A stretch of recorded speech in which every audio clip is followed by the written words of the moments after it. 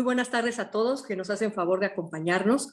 Les estamos dando la bienvenida a esta inauguración de una serie que estamos armando Círculo Editorial Azteca y Caminos de la Libertad para hablar de libros prohibidos, estos libros que a lo largo de la historia, estos autores, estas voces que se han querido acallar por diferentes motivos, diferentes gobiernos, y que vemos que al final resurgen por la fuerza de la palabra. Y tenemos el honor de que inaugura esta serie de ciclos nuestro compañero amigo Alberto Ruy, escritor, poeta, promotor cultural, gran amigo y sobre todo un hombre muy admirado por nosotros. Y él va a empezar con este ciclo hablando de Ana Akhmatova, del cual él acaba de publicar un libro muy sentido, muy bonito, Alberto, que ojalá todos tengamos la oportunidad de leer. Se los voy a mostrar para que vayan, corran a su librería y lo compren. Y pues bueno, también agradecemos el apoyo que nos ha dado el Instituto Ecuatoriano de Economía Política, CEDICE de Venezuela y el Instituto Político para la Libertad de Perú. Pues muy bien, Alberto, es todo tuyo el micrófono. Por favor, adéntranos. ¿Qué debemos saber de Ana Akhmatova? Muchísimas gracias, Sofía. Una gran felicidad de estar con ustedes siempre. Todo lo que organizan me incumbe, me interesa y cuando me invitan a participar me siento además honrado. Muchas gracias, Berta. Muchas gracias, Carlos. Todo el equipo, Ana Luisa también, ¿no? Ana Elisa, perdón, que también está muy activa en el equipo. Bueno, el tema que propusieron para hablar como un libro prohibido es el poema Requiem de Ana Akhmatova. Es un poema que tiene en la historia de la literatura un estatuto muy particular porque es una prohibición que existe sobre el libro, pero que no existe nada más sobre ese libro, sino que existe o existió prácticamente sobre la existencia misma de Ana Akhmatova como escritora. Les cuento, el poema fue escrito a mediados de los años 30, durante menos de 10 años, en un momento en el que Ana Akhmatova no solamente tenía prohibido publicar ese poema, es decir, no solamente era un libro, sino que tenía prohibido escribir, no solamente porque escribir era participar en la vida pública, y tenía una vigilancia en su casa, tenía un micrófono que la escuchaba. No podía la gente meter papeles ni sacar papeles que ayudaran a esa publicación. Y sin embargo, ella logró escribir este poema y sacarlo. Eso es algo realmente extraño y excepcional en un momento de álgida persecución de esta escritora. Voy un poco antes o mucho antes para explicarles cómo se llegó a ese punto. No entro en detalles de hablar de la dictadura estalinista, que es una referencia de muchísimos libros prohibidos y que tiene ahora en un resurgimiento abrupto, como sabemos, en Putin, ¿no? Es realmente desgarrador. Hablamos ahora de un momento en el que la misma Ana Akhmatova nació en Ucrania y aunque perteneció a la élite ucraniana que hablaba ruso, como hacia donde conducía la mayor parte de la educación ucraniana en su tiempo, existía de todas maneras la idea de Ucrania como una entidad separada que había sido violentamente y metida en la Unión de Repúblicas Socialistas Soviéticas, en lo que después sería la Unión de Repúblicas Socialistas Soviéticas. Pero Ana Akhmatova nació 11 años antes de que terminara el siglo XIX, cerca de Odessa, y aunque su padre era un médico militar, ella el padre tuvo una circunstancia que lo hizo caer en desgracia. Tenía un amigo que era su mejor amigo, que era anarquista, y preparó la bomba por la cual fue asesinado uno de los zares. Estamos hablando todavía de la época zarista de los Romanov. Y entonces el padre de Ana Akhmatova, que se apellidaba Gorenko, era médico militar, fue completamente relegado y muy poco a poco demostró su inocencia y fue volviendo a ganar un lugar en la corte zarista y en el ejército y en su profesión. Y se fue a vivir a un lugar que está en las afueras de San Petersburgo y que se llama Tsarskoye Selo, que quiere decir la vila o la ciudad de los zares, donde vivía toda la corte, donde vivía la élite militar. Es un lugar muy importante desde el punto de vista de la gente que estaba alrededor de los zares. Y en ese lugar, con el padre pendiendo de la, digamos, de esa condena pasada, pero siempre amenazante, de haber sido muy cercano a un anarquista condenado, cuando la hija comienza a hacer sus primeros poemas desde adolescente, recibe la primera prohibición de las muchísimas que tuvo Ana Akhmatova, la prohibición de escribir poesía. Y el motivo, le dice el padre, no quiero que avergüences mi nombre, no quiero que mi nombre vuelva a ser puesto en entredicho, porque se consideraba la poesía como algo incluso no solamente, no subversivo necesariamente, un poco inmoral, pero al mismo tiempo algo incontrolable, algo no digno de ser respetado en la sociedad, y menos si lo hacía una mujer. La reacción de Ana Akhmatova es significativa de lo que sería toda su vida y fue uno de los elementos que alimentó lo que más tarde sería el encuentro de su voz poética y lo que le daría fuerza para soportar la persecución terrible que sufriría a lo largo de los años en su vida siguiente. Lo que hace Ana Akhmatova es decir, bueno, no quieres que ponga en vergüenza tu nombre, pues me quito tu nombre y deja de llamarse Ana Andreyevna. El padre se llamaba Andrei Gorenko. En Rusia los nombres siempre tienen dos patronímicos. El nombre de pila del padre, derivado de Andrei, Andreyevna, hija de Andrei, y Gorenko, el nombre de familia. Entonces, Ana Andreyevna Gorenko deja de llamarse Ana Andreyevna Gorenko y comienza a llamarse Ana Akhmatova, un nombre que toma de una bisabuela tártara, añadiendo a la bisabuela la idea de una mujer rebelde, de una mujer justamente distinta a la idea que el padre tenía de lo que debería ser una mujer. Entonces ahí hay, para empezar, una rebelión patriarcal muy, muy fuerte. Ana tiene una educación de élite, lejos de Ucrania, ya en, o sea, San Petersburgo era la capital de la Rusia zarista, del imperio zarista. Y ella tiene una educación en un liceo que es uno de los más prestigiosos de Tsarskoye Selo, con un profesor que es un gran poeta que se llamaba Inokenti Anensky.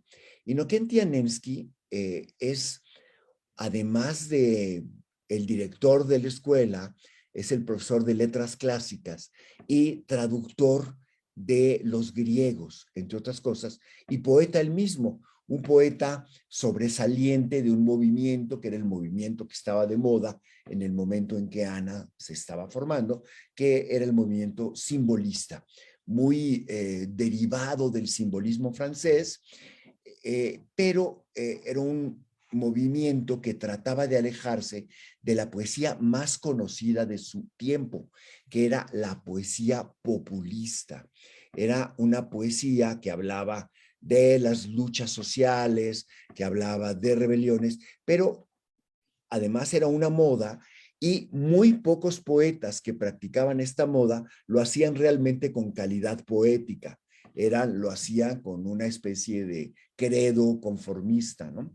Entre los que lo hacían, muy sinceramente, había algunos que eran muy respetados por los jóvenes, incluso por los poetas simplistas, pero la norma es que fuera muy mala poesía y muy demagógica, muy falsa, ¿no?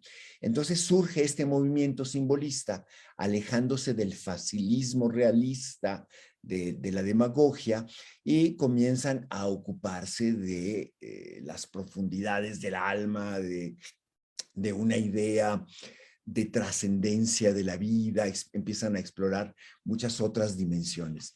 Ana, que tenía esta sed rebelde y esta semilla rebelde, no tiene solamente una reacción de no quiero ser como estos profesores o estos hermanos mayores simbolistas, tengo que ir más a fondo. Y ella pasa una buena parte de su primera formación tratando de ver cómo sería lo que ella va a hacer como poeta y cómo va a escribir. Entre los elementos de los que ella se alimenta está, por supuesto, algo que aprende de Inokenti Anensky, de este profesor, que es traducir la literatura clásica en términos de la vida cotidiana. Pensar que las cosas que se cuentan en la literatura clásica, en Esquilo, por ejemplo, están hablando de cosas que le pasan a las mujeres y a los hombres de esos días ahí, en ese lugar donde ellos viven.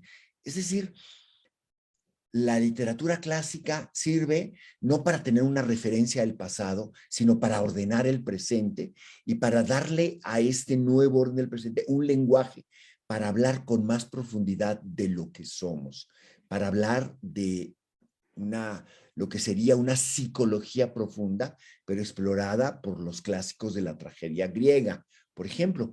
Y otra cosa muy importante es que la literatura populista que estaba de moda, cuando hablaba de situaciones difíciles, lo que hacía era melodrama, era lloriquear, era, ahora diríamos, telenovelesco, es decir, una dramaturgia que toca situaciones reales, pero a veces se queda solamente en la reacción del llanto inmediato y que no va más a fondo tratando de comprender la complejidad humana de los personajes que intervienen ahí.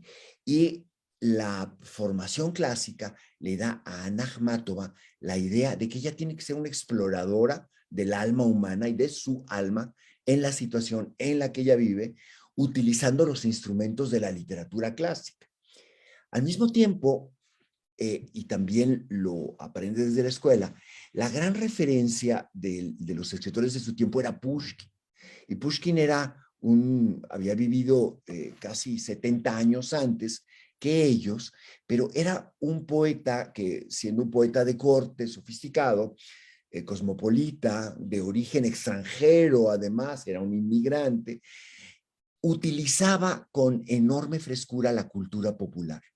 Y entonces la generación de Ana Akhmatova regresa de nuevo a la cultura popular, pero huyendo de la poesía fácil de los populistas, de la poesía populista, la referencia de ellos, la buena era Nekrasov, los imitadores de Nekrasov eran todos los malos, y alimentándose de cuentos populares, de música popular, empiezan a buscar cómo hacer su propia poesía.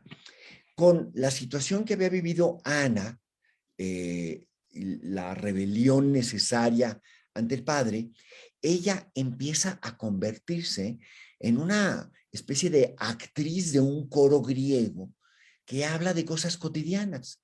Y como además ella empieza a vincularse, sus jóvenes los jóvenes que eran sus contemporáneos empiezan a vincularse con lo que sería reconocido después como el movimiento de las vanguardias, de la experimentación formal, de mezclar todas las artes, ella se convierte en algo que nosotros llamaríamos ahora una performancera. Es decir, ella lee su poesía antes de publicarla, incluso la lee en los cabarets, donde se reúnen los músicos, los dramaturgos, los poetas, y ella tenía una presencia, ustedes lo pueden ver en la fotografía, en el cuadro que aparece en la portada de mi libro, una presencia que era arrolladora. Y todos los que la describen su fortísima personalidad. Ella era pretendida por un joven que era solo 3 años mayor que ella, pero que ya llevaba como 5 años de ser muy famoso porque empezó a publicar muy pronto, Nikolai Gumilev. Entonces la gente decía que ella había sido introducida en los medios literarios gracias a él, lo cual no es cierto. Ella pudo publicar cuando el novio se fue de viaje y gracias a eso tuvo una relación más fluida con otros jóvenes vanguardistas y la primera publicación le fue dada por otros, aunque sí, de muy adolescente, Gumilev sí trató como de publicar algunas cosas, pero además lo hacía con una enorme vena crítica. Y ella entonces se revela ante la idea de que ella es la esposa de Gumilev. Bueno, como son las cosas, ahora en la historia, Gumilev es el esposo de Ana Akhmatova, ¿no? Un poco como le está pasando a Diego Rivera, ¿no? Que es el esposo de Frida Kahlo. Bueno, ese fenómeno a veces hace justicia a la injusticia de una mujer que tiene con mucha frecuencia más talento que su pareja, ¿no? Pero ella vive todo esto como una rebelión. La gente que le abre las puertas la hace sentir que ella tiene que pagar por publicar, siendo mujer, pues tiene que ser la amante de tal líder, de tal grupo, ¿no? Había un grupo simbolista en un lugar que se llamaba La Torre, también donde ella hizo algunas de las lecturas más famosas y que hubo en su momento, y bueno, pues tenía que escaparse siempre del acoso del líder del grupo, ¿no? Y luego lo que sucede es que cuando comienza la revolución, no la de octubre, sino la primera, la de 1905, es decir, 12 años antes de la revolución de octubre, hay una rebelión a la cual todos los jóvenes de la generación de Ana Akhmatova, pues que tenían 16, 17 años, se unen con enorme entusiasmo. Son jóvenes, todavía no son activos militantes políticos, pero todos se adhieren a las causas antizaristas, es decir, se vuelven progresistas por lo menos en sus intenciones. Y esa rebelión de 1905 fue reprimida muy violentamente y es la historia que cuenta la película del acorazado Potemkin. Es una matanza que sucede en Odessa, en Ucrania, y que fue un preámbulo que alimentó la imaginación de la Revolución de Octubre.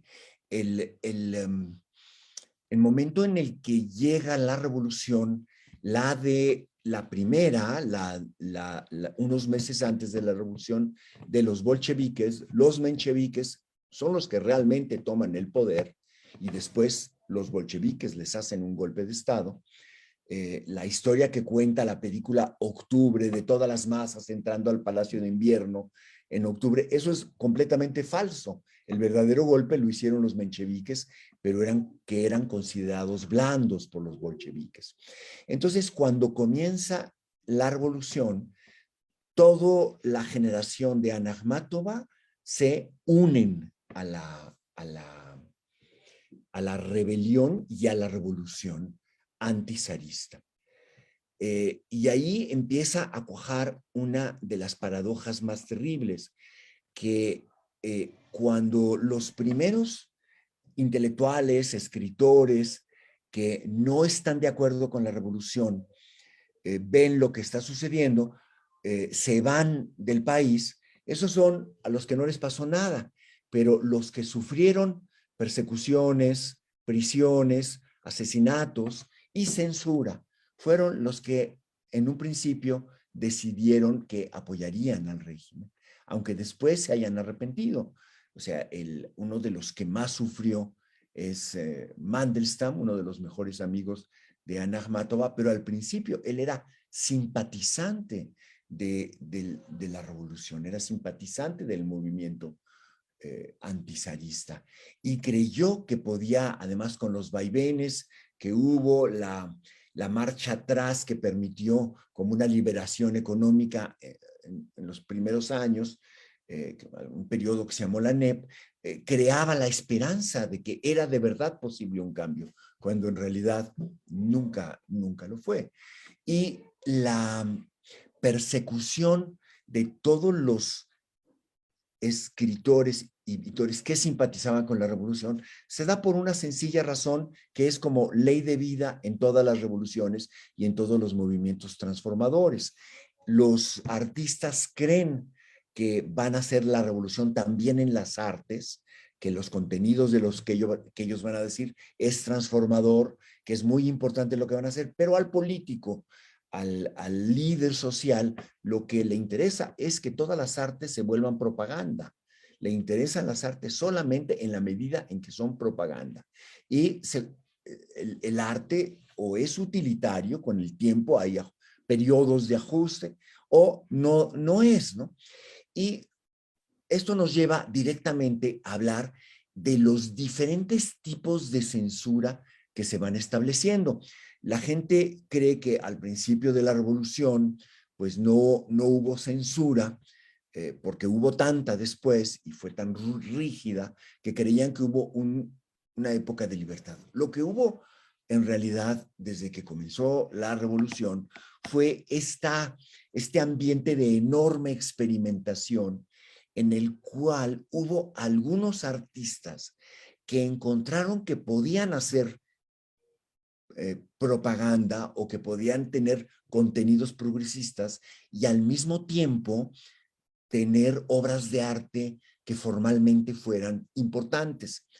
Regreso a un caso muy conocido, el caso de Einstein, porque Einstein en 1923, es decir, ya muy avanzado, o sea, varios años después de 5, 6, 7 años todavía, porque hasta el 25, del 23 al 25, él crea unas teorías, sobre todo para el cine, una que se llamaría el montaje de atracciones, y crea espectáculos en los que se mezcla el circo, la comedia del arte, que tomaba de la comedia italiana elementos de hacer participar al público, muchísimas técnicas y géneros artísticos para crear obras con contenido progresista, digamos, ¿no?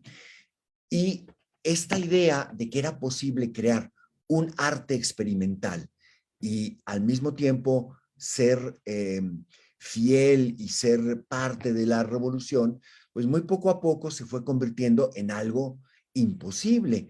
Y muchos de los que creyeron esto, la primera acusación que recibieron fue la de formalistas, pero muchos de ellos fueron directamente convertidos en enemigos de la revolución, con otra circunstancia también agravante, que el movimiento, digamos, de rebelión antibolchevique que sucedía en diversas partes de lo que después sería la Unión Soviética y muy principalmente en Ucrania, estaba siendo enfrentado con una guerra cruenta, ¿no? El Ejército Rojo se enfrentó a lo que llamaban el Ejército Blanco y hubo unas matanzas muy impresionantes.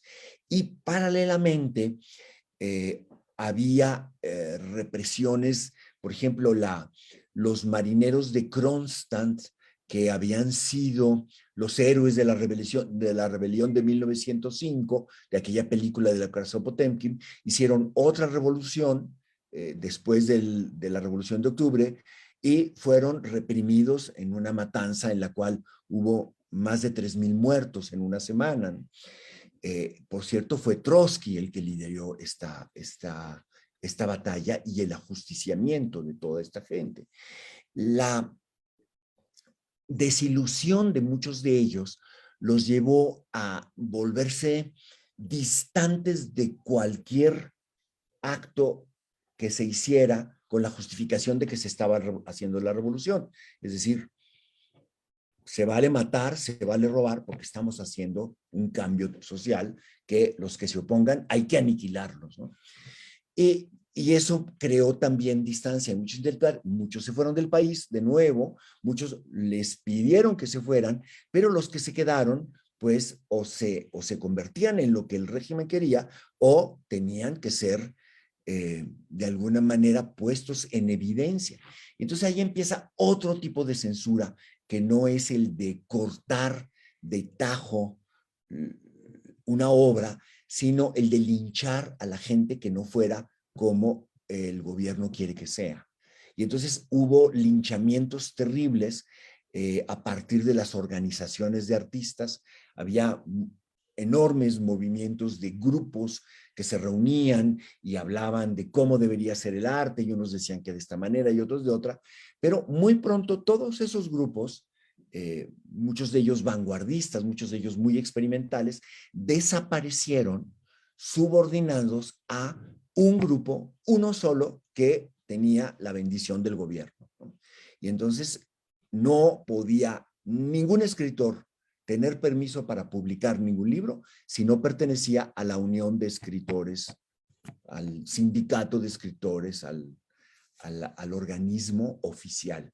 Y para pertenecer al organismo oficial y seguir dentro de él, pues había que ser como se pedía que se fuera. Tendría que dejar de ser formalistas y ocuparse de los temas que se tenían que ocupar. Y empieza a haber lecturas de las obras antes de ser leídas por jurados, donde ya había consigna de cómo tendrían que ser juzgados o perdonados o no, y donde con mucha frecuencia Stalin mismo participaba en el caso de personajes que le interesaban. El caso de Gumilyov, que es una represión muy anterior a la que sufrió la mayoría de los escritores soviéticos, es un caso muy terrible porque él era un personaje muy, muy especial, era un explorador, desde muy joven, le interesaba descubrir nuevos territorios en África, ir a lo que ahora es Etiopía y entrar en territorios que no aparecían en los mapas. Él admiraba muchísimo a Bulatovich, un viajero que había encontrado una cordillera y le había puesto el nombre del zar Nicolai, entonces la cordillera Nicolai, y él además tenía una fascinación por la guerra, pero como tenía problemas de visión y no era muy ducho en las luchas, no lo dejaban entrar al ejército, entonces él hizo todos los méritos que pudo y luego se aprovechó de que en la Primera Guerra Mundial necesitaban más soldados de los que había y fue enlistado en el ejército, regresó para volverse parte de la transformación de la sociedad que se estaba viviendo. Y él, aunque no era pro-bolchevique, él quería que hubiera un cambio. Y hay un diálogo muy importante que él tiene con Víctor Serge, este revolucionario pro-soviético en ese momento, cuando los dos están en Francia tratando de tener el visado para regresar a Moscú y discuten todo el tiempo sobre su idea diferente de lo que debe ser la nueva sociedad, pero Víctor Serge nos da testimonio de cómo él no era enemigo de la revolución. Sin embargo, él llega a San Petersburgo lo, lo, eh, lo adopta Gorky, lo pone a trabajar en una oficina donde traducían literatura universal y lo meten en una especie de rebelión donde la rebelión de los ingenieros, donde es fusilado siendo completamente inocente. Gorky trata de abogar por él, eh, Serge trata de abogar por él y lo condenan de todas maneras siendo inocente. Y ahí se instala algo que es fundamental para comprender lo que está en el texto, el poema de Ana Akhmatova que se llama El Requiem, que es la idea del miedo. El miedo como algo que es la única verdadera cohesión social de todos los que deciden quedarse y que todavía están apoyando a la reconstrucción de la vida en la Unión Soviética. Y hay enormes crónicas de la vida cotidiana de todos estos escritores, donde de lo que se habla con constancia es del miedo. El miedo es lo que aglutina de una manera terrible a todos. Y junto al miedo, la delación. O sea, Ana Akhmatova y todos comienzan a ser parte de una red de delación compleja en la cual el vecino, el jefe del trabajo, la amiga de toda la vida, para poder tener un movimiento, poder salvarse ellos mismos, tienen que delatar a alguien más. Entonces empieza a crearse una red de delaciones que además es muy común en todas las sociedades totalitarias, con la idea de que se está haciendo el bien. Y esta red de delaciones va construyendo un cuerpo de presos políticos, de persecuciones, no solamente de amenazas y de ajusticiamientos y de muertos permanente. Y eso llega a un momento en el que ya en los años 30, ya Ana Akhmatova recibió una condena del periódico oficial de los escritores y una condena que aparece en el Pravda, en el periódico de todo el país, y una condena también del gremio, donde le dicen que ella ya no va a poder publicar las cosas de las que hablaba antes. ¿Cómo que hablar de amor cuando está sucediendo la revolución? ¿Cómo que hablar de lo que le pasa a ella cuando está sucediendo cosas tan importantes como que hay que cumplir el plan quinquenal de producción y hay que hacer colectivos los campos y bueno, entonces lo que dijera el gobierno que eran los temas de los que había que escribir se convierte en lo único de lo que se puede escribir. Y entonces ya no es solamente que esté prohibido una obra que dijo algo, sino que está prohibido no ser como se pide que se sea, ¿no? Y por supuesto, y es algo que además está completamente empapando todas las actividades, todo tiene que ser subordinado a la política. Los científicos tienen que subordinar sus investigaciones a la política, con lo cual se crean unas falsificaciones científicas increíbles que cuestan vidas. Hay casos muy notables, ¿no? La vida, por ejemplo, hace muy poco se recuperó en San Petersburgo y está actualmente exhibida en el Museo Ruso de San Petersburgo, donde está el cuadro de Ana Akhmatova, que es la portada de mi libro, eh, un corpus o una colección maravillosa de utensilios y vestidos populares de todos los pueblos de la Unión Soviética, que en el momento en que había intelectuales populistas, empezaron a coleccionar todas estas artesanías y estos testimonios de la vida cotidiana. Pero cuando llegan los bolcheviques con la idea de que hay que desaparecer las culturas tradicionales para industrializar al país y empiezan a perseguir todas estas manifestaciones, fueron enterrados y estuvieron enterrados durante casi 70 años y hace unos pocos años los desenterraron y están en exhibición y existen gracias a eso. Muchos de los pueblos y de las culturas de las cuales dan testimonio estos objetos ya no existen.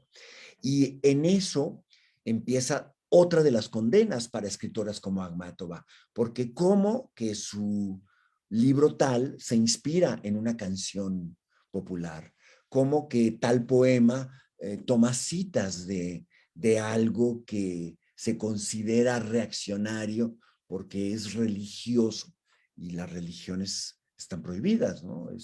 No están en lo que debe ser la nueva sociedad eh, socialista, ¿no? La nueva dictadura del proletariado.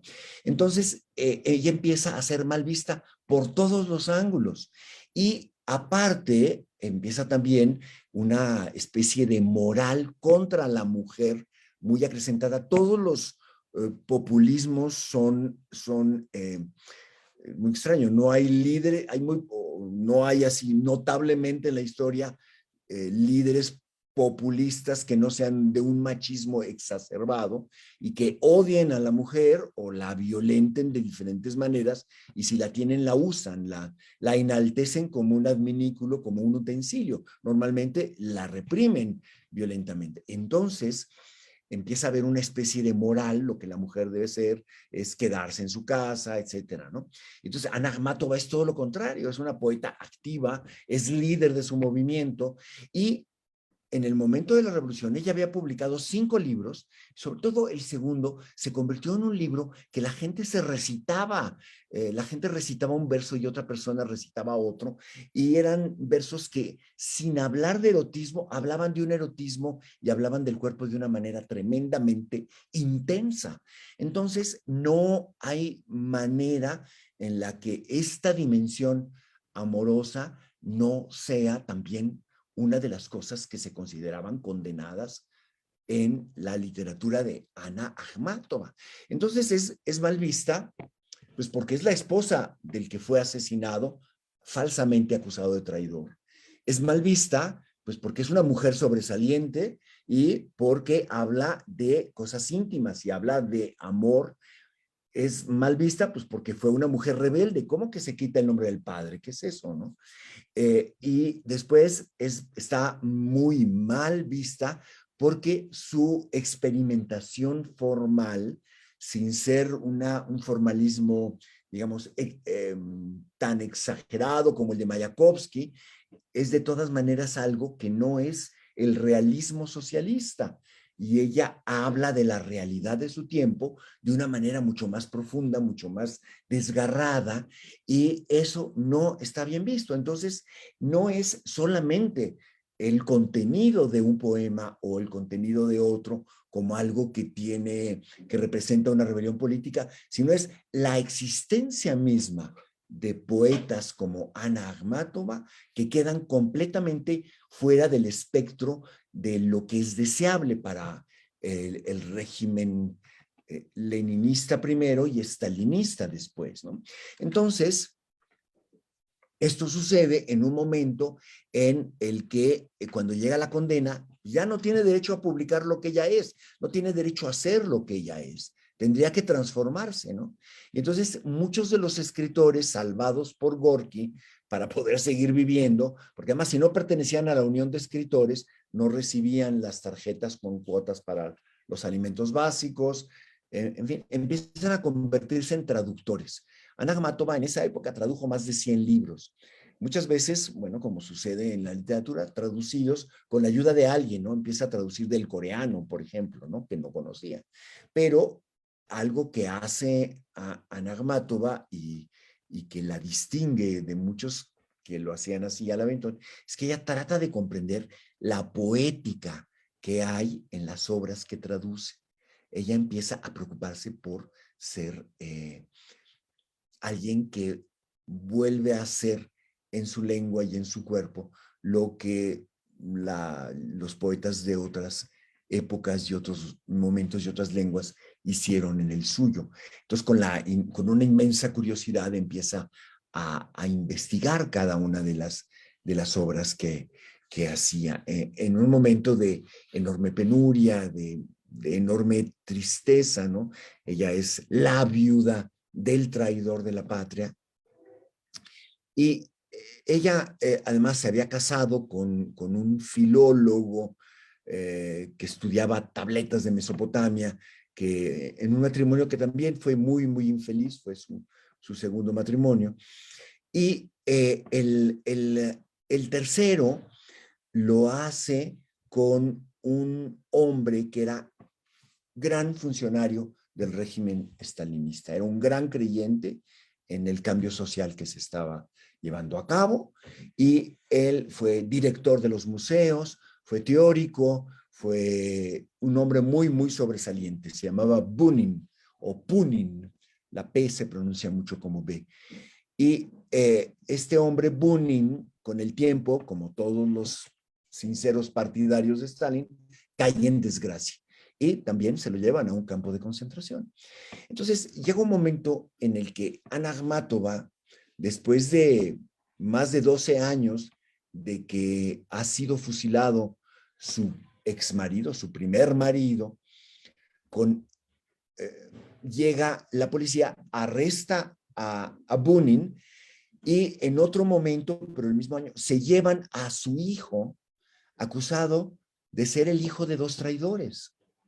Y en esa época se perseguía no solamente porque las persecuciones, estas persecuciones donde hay una condena moral, la condena moral no solo cubre a aquellos que cometen un delito, porque el hecho de que además se condena a quienes nunca han cometido ni siquiera un delito, porque son delitos inventados, es la condena social que hace que sean vistos como delincuentes.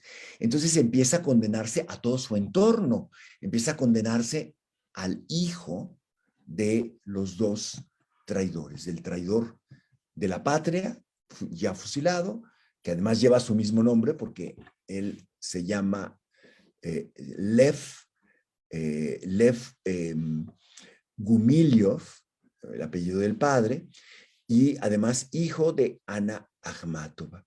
Y él, de manera intermitente, pasaría 18 años en las prisiones soviéticas.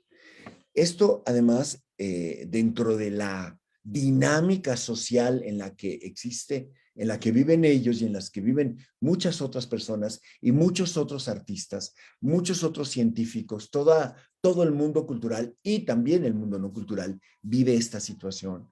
Hay millones de muertos de la época stalinista. En ese contexto, Ana Akhmatova empieza a tener conciencia de que la persecución que ella tiene no es solamente una persecución como la de cualquier otro, ¿no? La hazaña que ella recibe está vinculada a una humillación que su grupo le hizo a Stalin. Esto lo documentan varios historiadores y a ella, la condena para ella es seguir viviendo. Pero al mismo tiempo, Stalin, con una patología particular de amor-odio hacia ella, persigue muy especialmente lo que ella haga. Hay una historia que a mí me parece escalofriante y da muestra del nivel de censura que ella sufría. Ella escribe un poema donde habla de que el árbol que ella ve desde su ventana le causa felicidad, le causa libertad. Y en ese momento, bueno, ella era vigilada y perseguida por muchísima gente. O sea, sus vecinos, no solamente los que eran perseguidores profesionales, no solamente la policía que tenía que perseguirla, era escuchada con un micrófono visible, no, y los profesionales policías que la escuchaban, sino que además los vecinos tenían que dar testimonios de lo que ella hiciera y de lo que otros hicieran, pero ella muy especialmente. Entonces ella que cuando escribe esto, lo pone a circular por ahí y llega a los oídos de Stalin y Stalin enfurece y la gente diría, bueno, pues entonces fue y cortó el árbol. No, lo que hizo fue poner una estatua de él inmensa en medio de la distancia que había entre la ventana de Ana Akhmatova y el árbol.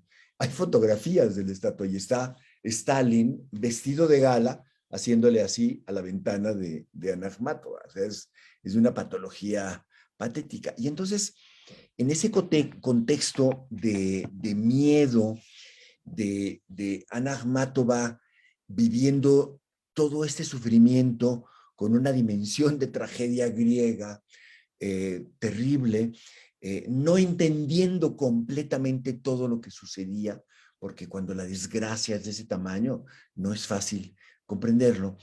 Ella vive esa situación que cuenta en en el prólogo, en el prefacio del Requiem.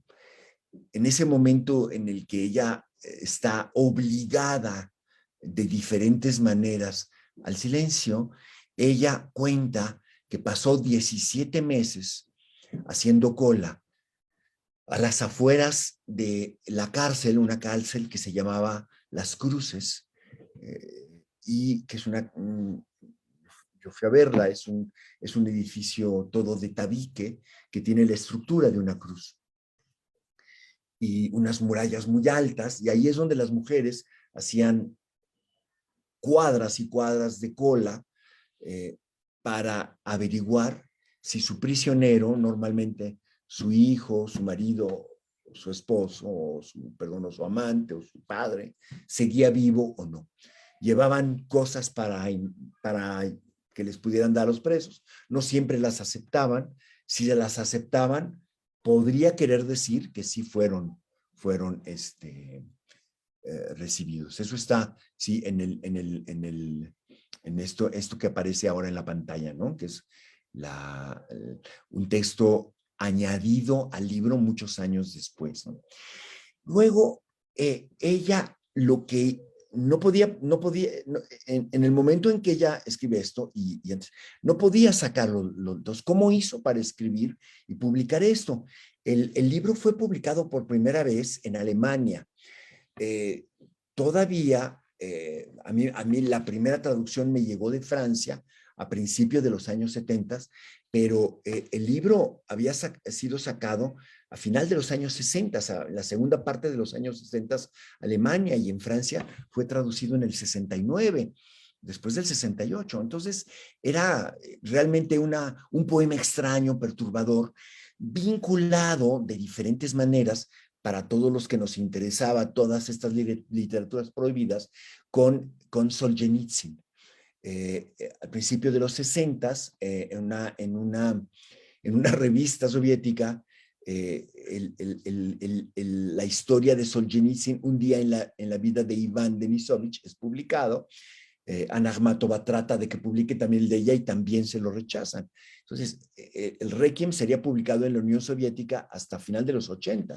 Es una distancia tremenda. Y en Occidente circuló en diferentes versiones. Y entonces lo que nosotros vemos, y es muy difícil percibirlo en nuestras lenguas, es un canto trágico que desde el nombre mismo tiene una dimensión ritual, religiosa. Es el requiem, es el canto para que descanse en paz el muerto. Y el muerto son varios muertos, ¿no? No solamente el primer marido de Ana Akhmatova, sino que ella trata de que sea un emblema de los muertos, eso lo dice más tarde, de todos los muertos que hay en ese momento. Pero sobre todo ella está pensando en las madres e hijas de la gente que va a hacer cola afuera de la prisión. Y ella dice, yo, siendo la última entre 300, la traducción español dice una entre 300, pero otras traducciones dicen después de 300, es decir, que está al final de la cola, o que por lo menos delante de ella hay 300 personas, sufrieron esto. Y ella, pues, que había sido una poeta muy conocida, es una más. Y alguien la reconoce. Y otra persona que no sabía su nombre ni nada le pregunta, le dice, usted es escritora y no podría escribir esto. Entonces ella dice, pues sí, sí puedo. Este poder tiene un sentido muy profundo, no es solamente si puede decirlo por la dificultad de hablar de estas cosas, sino si además la prohibición que existe de escribir y publicar, la vigilancia policíaca le va a permitir hacerlo. O sea, tiene dos sentidos la palabra, ¿puede usted escribir esto? La entereza, la fuerza para poder hacerlo y físicamente la posibilidad de hacerlo. Entonces ella se mete al cometido de escribir esto y lo que piensa inmediatamente es en una especie de vía crucis. Lo que estas mujeres y lo que yo he vivido es como el vía crucis de Cristo, es decir, cargar la cruz. Y las mujeres que están haciendo la cola afuera de la prisión de Las Cruces cargan la cruz de ser parientes de alguien condenado. Y entonces ella comienza a hacerlo con una gravedad y una solemnidad que para muchos de nosotros puede ser difícil de comprender, porque la manera en la que ella lo canta, yo creo que quien traduce mejor esta solemnidad de estos cantos son los músicos. Y hay un músico contemporáneo, bueno, toda su poesía amorosa fue musicalizada por sus contemporáneos, por Prokofiev sobre todo, pero hay un compositor que a mí me gusta mucho, John Taverner, que hizo una composición con soprano del Requiem, y déjenme ponerle unos segundos a ver si logramos que se escuche, para que vean el tono en el que está escrito el poema, y que es algo completamente distinto a leerlo tal y como se nos presenta, ¿no? Miren, esta es la introducción, ¿no? A ver si corre. ¿Se escucha? ¿Lo oyen? No. Yo no lo oigo No. tampoco. No, no lo estamos oyendo. A ver, vamos a ver. A ver, vamos a ver. Ahí va.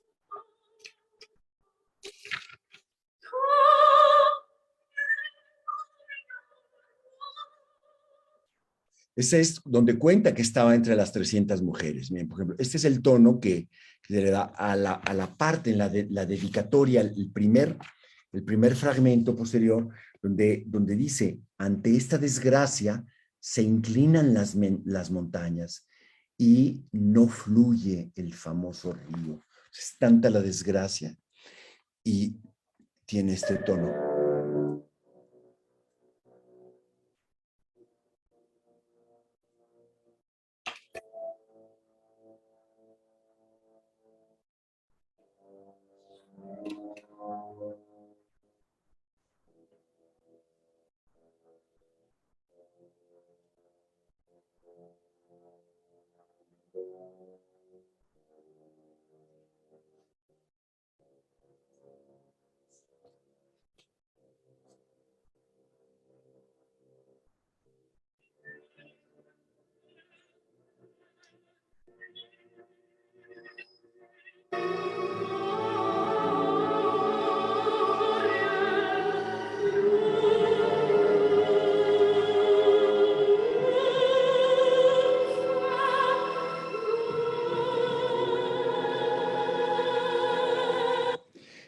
Esta es la parte, entonces les decía, donde dice, ante esa desgracia se inclinan las montañas y no fluye el famoso río. El famoso río es el Neva, el río que atraviesa San Petersburgo.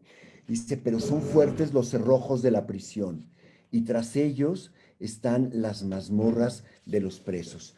Cuando habla de las mazmorras de los presos, está haciendo una alusión a el poema de Pushkin sobre los prisioneros en Siberia. Todo el poema está lleno de referencias literarias a otros escritores que han hablado sobre presos, sobre perseguidos, sobre el dolor, sobre cargar la cruz de la persecución social de un régimen totalitario. Dice, y allí nos encontrábamos sin aliento, el sol estaba más bajo y el neva más nublado, pero la esperanza canta siempre muy lejos. Llega la sentencia y de pronto brotan las lágrimas. Y ella, ¿no? La esperanza, se aleja ya de todos. Bueno, y ese es el tono. Como ven, es un tono terriblemente solemne. Hay un momento, el momento de la sentencia, que les digo, bueno, esta música está...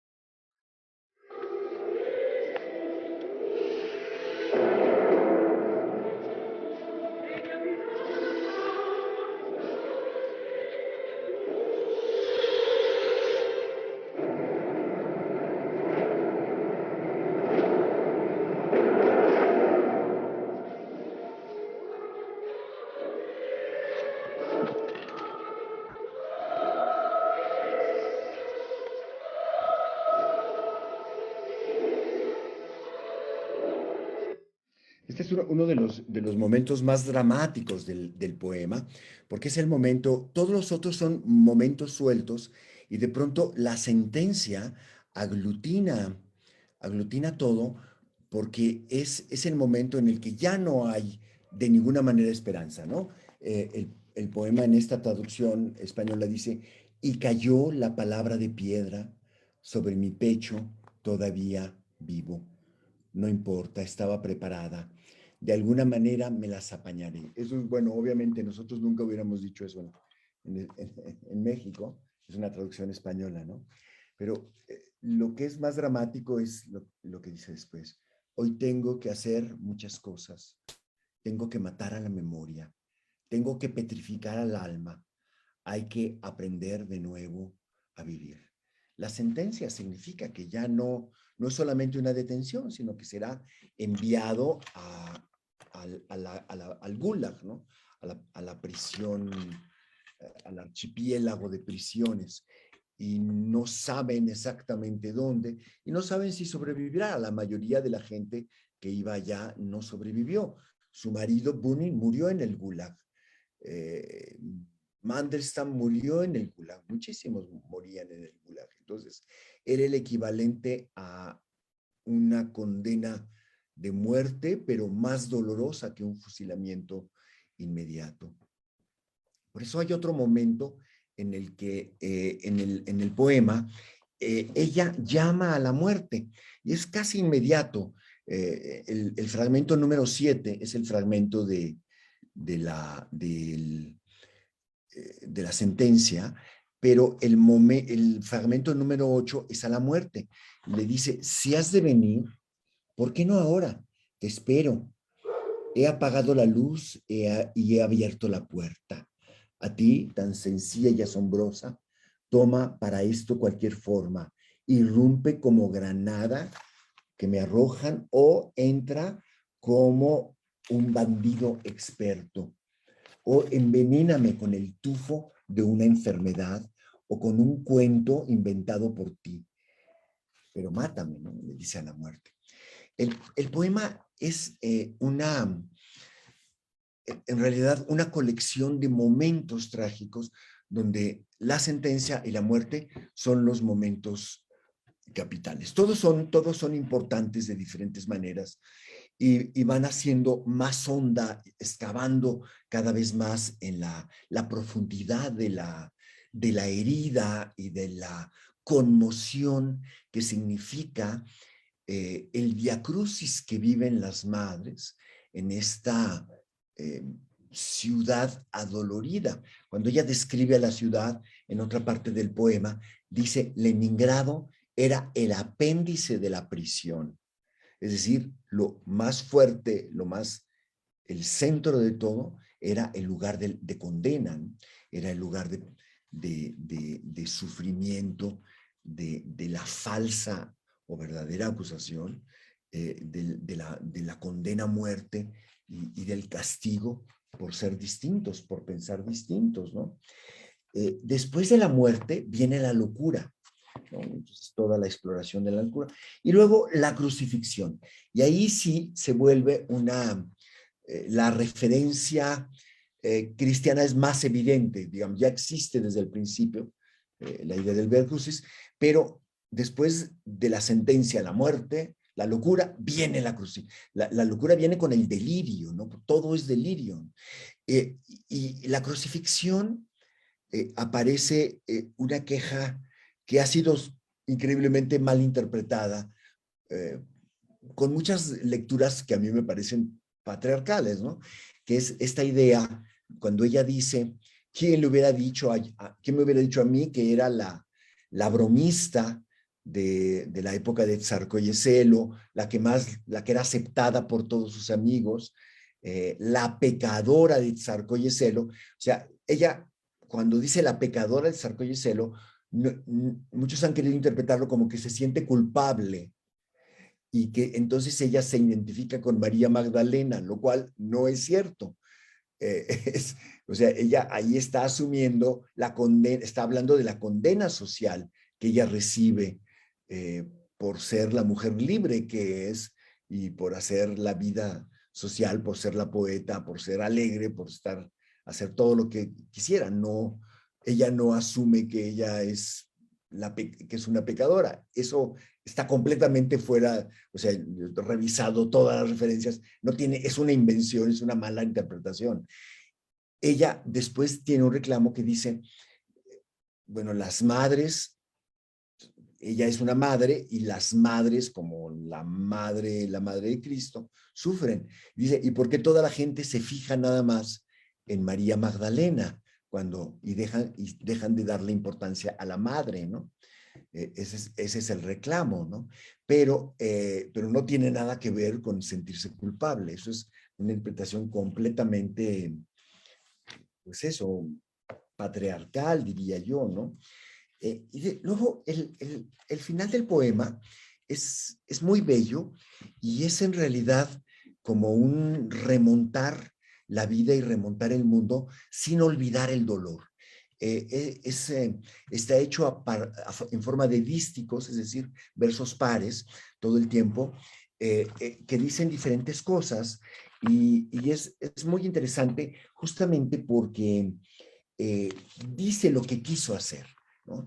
Dice, lo que yo quise hacer, bueno, si recuerda, es haber hecho un sudario, es decir, cubrir al muerto con un manto y en el manto queda la huella de Cristo, recuerdan, se vive como el milagro del sudario, ¿no? Pero lo que ella quiso hacer es eso, tejer una tela, que este poema, sea una tela donde ya ido el muerto, queda la huella en la tela que ella hizo, ¿no? Es decir, ella quiere que lo suyo sea la huella del sufrimiento, ¿no? Del sufrimiento que tuvieron los que padecieron eso, pero un sudario que ofrece a las mujeres esas mujeres que hicieron la cola con ella, ¿no? Y cuando ella añade este epílogo, y eso es muy significativo, es ya al final de la escritura del eso, aunque la nota introductoria es del 57 y este epílogo está escrito, pero reescrito muchas veces antes del 40, ella dice, bueno, si me llegan a hacer un monumento en mi país, es decir, ella ya tiene una idea de la importancia que ella tiene como poeta. Y eso tiene que ver con la gravedad con la que ella está cantando todo esto. O sea, ella es una especie, se siente como una especie de sacerdotisa griega cantando esta tragedia. Entonces dice, si a mí me llegan a hacer un monumento, no quiero que me lo hagan en cualquier lugar, quiero que me lo hagan ahí donde hice cola con estas mujeres como ellas, ¿no?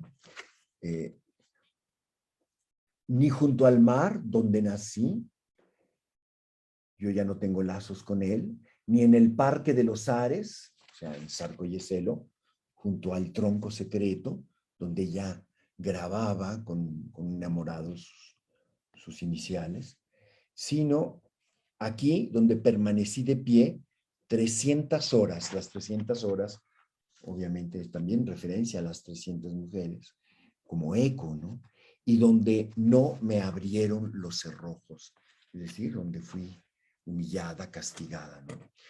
El poema fue escrito y reescrito de muchas maneras. Entonces, lo interesante es cómo burló la censura. Es una escena muy, muy contada, pero que tiene, es muy significativa por la belleza de lo que fue hecha, ¿no?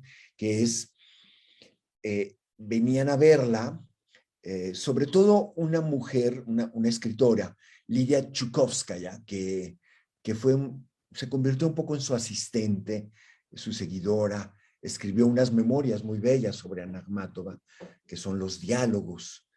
Entonces venían y ellas decían alguna clave, una de las claves era hablar de Mozart y Salieri, porque, bueno, hay una composición de Pushkin sobre Mozart y Salieri, y ella, Anna Akhmatova, se dedicó mucho tiempo a estudiar a Salieri. Entonces dice, vayamos al jardín a hablar de Mozart y Salieri, como si fueran a hablar de algo que está permitido, ¿no? Y entonces allá trabajaba algunos fragmentos de este poema, y ella se quedaba con él, lo trabajaba, y cuando venía a recibir la gente, muchas veces la misma Lidia Chukovskaya, pero cuando venía, por ejemplo, Boris Pasternak, el autor de Doctor Zhivago, que era muy amigo de ella le escribía en papeles, a veces en papel de los cigarros, ella fumaba, y escribía en el papel del cigarrillo 1, 2, 3 versos, según la capacidad de memoria de la gente que viniera a visitar. El micrófono que está oyendo todo, los oye hablar de otra cosa, no del poema. El poema solo lo lee, no lo recita. Y en el momento, bueno, la visita lo lee, lo memoriza, y ya que lo tiene memorizado, lo queman en un cenicero. Es un cenicero muy bello, que tiene es como un medio círculo decorado, de hierro fundido, decorado con una forma de dragón. Está sobre el escritorio de la casa de Anna Akhmatova en San Petersburgo. Y así fue saliendo el poema, y así salió al extranjero y fue publicado en el extranjero, verso a verso, recopilado fuera por los amigos como una fidelidad a la poeta y en el ejercicio de la memoria de la poesía. Incluso salían las correcciones, ¿no? Decían, bueno, aquel que ya salió, no, ahora este va de otra manera, ¿no? Es muy breve en realidad, es un poema extenso, pero tiene cierta brevedad, no es una novela, es un poema mucho menos largo que el otro, el poema Sin Héroe, y la memoria es lo que permite que el poema exista, ¿no? Y de esa manera ella burló la censura para la rabia de sus perseguidores, y muy principalmente de Stalin, aunque el poema fue publicado completo mucho tiempo después de la muerte de Stalin, ¿no? Y yo no sé si aquí nos detenemos, porque ya... Sí, mi querido Alberto, fíjate que esta hora se nos ha pasado como 5 minutos a tu voz, ¿no? Nos has llevado por pasajes extraordinarios, y bueno, pues yo creo que ya no nos da espacio para preguntas, Alberto, pero de verdad nos has dejado este mensaje de no matemos la memoria.